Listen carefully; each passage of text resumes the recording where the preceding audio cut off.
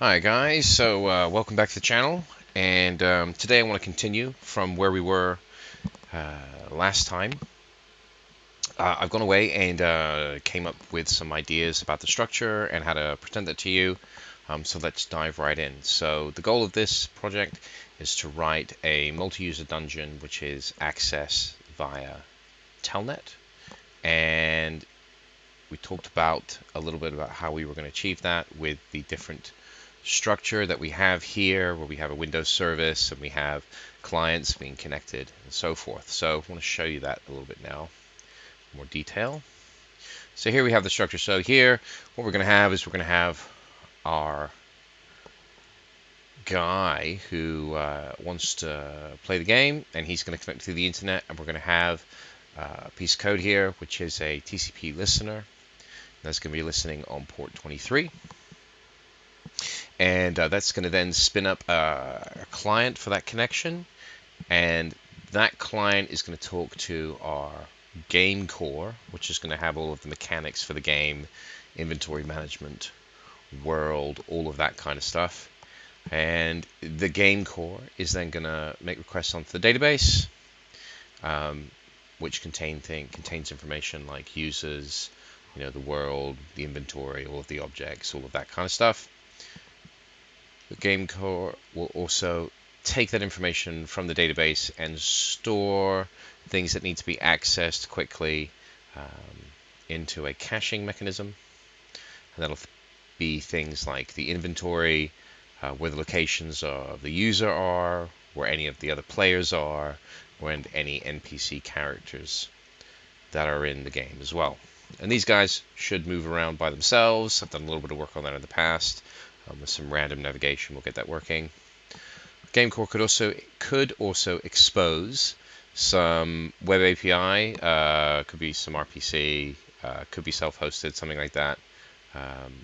Could have another TCP socket in there, and that will allow us to interrogate the game engine itself, give us some diagnostics like how many players are connected, and so forth. So that's really the structure of the overall game, kind of a higher level. And I also briefly talked about things like, for instance, our entities and how we map those. So we'll have a DB user, which represents a user that can log into the system, and we want to convert that into a object that we can pass around safely and not have any database related stuff. It'll just be the information that is needed to maintain a user on the system. And that kind of looks like this. So what we have here is we have our database, and that contains some tables with some relationships. We have our object relational model engine here. Things like, if you're familiar with .NET, things like Entity Framework, things like Dapper, they are ORMs, and they make it much easier to communicate with the database. And so we use create, read, update, and delete CRUD operations onto the database. This gives us our DB objects. In this case, that would be this guy here. This would represent a user in the database. But we don't want to be passing around a DB user. We want to be passing around a normal user. And for that, we use some mapping code. We'll use AutoMapper to do that. And then from that, we can then pump this through a serialization library like Newtonsoft to get JSON. We can output it to XML, and we can maybe even do it to YAML as well, depending on what we would normally use. For Web API and RESTful architecture, where you make calls onto a website, to an API on a website with different HTTP verbs. So things like HTTP GET retrieves information, HTTP PUT updates information, a delete, the delete verb would obviously delete an object. So that's what we're going to do. We're going to have the table inside our database. We're going to have an ORM. We're going to have objects. I'm going to run it through a mapper, and that's going to give us our object here. So that is that. We're also going to separate this out into different libraries here. Each library is essentially a group of code. I like grouping my code that way. So I'd have the game core here, which contains things like player and world, the database. So this would be the actual thing that talks to the database. So we would do things like we would add Dapper to that, and we can do that here. If we just come on to Dapper is a nugget package. So we go here. So if we search for Dapper, we see it's a micro ORM supporting SQL Server, MISO, good stuff. So we'll grab that and we will install that into our project here. Yeah, we want that. It's asking for any dependencies, and we'll also get the Dapper extensions because these are extensions that allow the create, read, update, and delete operations. We get that basically for free. So what we do is we define our table objects and our database objects, and then we just give it to these libraries, and hey presto, we are now talking to our database, which is what we want to do. We can build that to make sure everything's okay. So how are we? 6 minutes. Yeah, so we're going to have a database. So this is going to be, yeah, so this particular project here is going to be the kind of game objects. So they're the things that we're going to pass around. So things like the user, and that's going to map to a DB user. We're going to have a mapping library, and that will be built on top of AutoMapper. And what we have to do is inside here, we will define how we are going to map from a database object to a system object, or game object is a better word, and vice versa. So we can say, right, go and here's a game object, go and save it into the database, and it's going to go fine. We're going to have some dependency injection and inversion of control. Now, .NET Core has that built in, which we will be looking at. I've used structure map in the past to do that, and I have code in various other projects. I have a bunch of utility code that I've used a lot, and so for this particular project, I want to stick to as much of .NET 5/.NET Core that we can. So I will be using the inbuilt implementation for the container for that. Again, the same with the Windows service. I have code that spins up a Windows service or as a console application, depending if you're using it in that way. And we also get that for free in .NET 5 as well. We'll have some logging. We'll have a library to help us with some diagnostics. We'll have our game code, game core game. Keep track.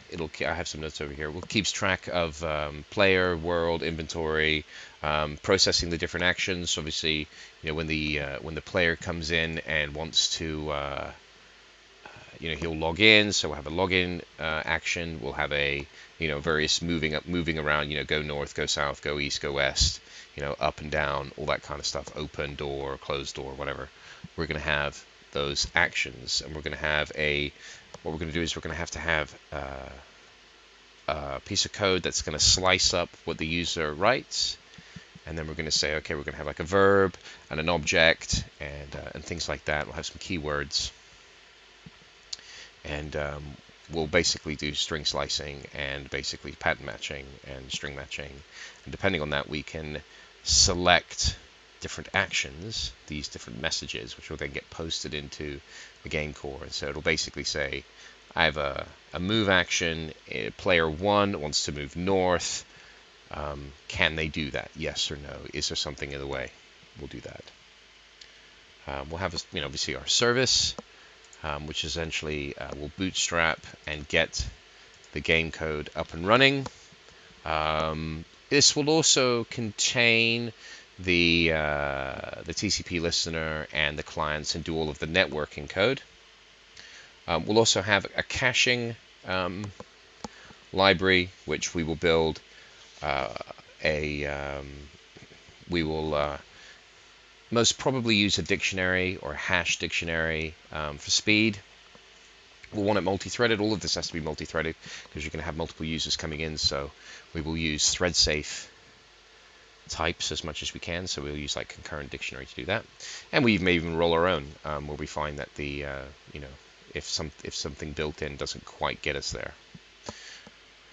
With the cache and the database, normally what you would do is you would say, okay, we can read from the database and then we put it in the cache and then we just continue to read from the cache, and that will be essentially where we come from. And if we then write something, that cached object will be marked as needing to be updated into the database, and we could do that out of band. So we could say like every 10 seconds or something like that, we take all of these objects that are needed to be updated into the database. We could run all of those objects and put them in the database. That might gain us some performance because we're reading from memory for pretty much everything, and then essentially writing in bulk. We're collecting all the objects that need to be written and then only accessing the database when we need to. So, yeah. We also think about security as well. How we store passwords, how we enable logins.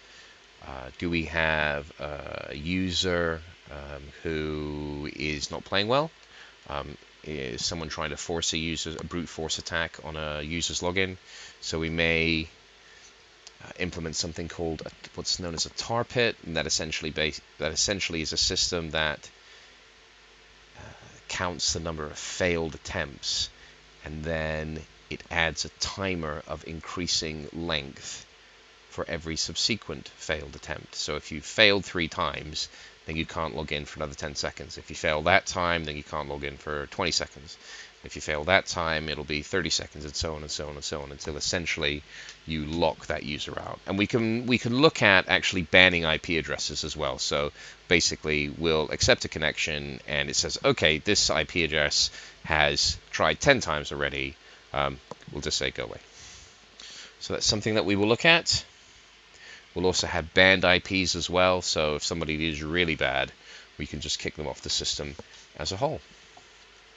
So not a lot of code this time. I really wanted to update on the structure of the project, and obviously do another video. And next time we'll start fleshing out this scaffolding, what we actually need with those things that I talked about. I'll also go away and look at designing the database that we need to store essentially enough for someone to log in, for someone to then navigate around a world. So tracking positions, perhaps not a procedurally generated world map, a fixed map, and then we will go from there. So that's for today. So thanks for listening.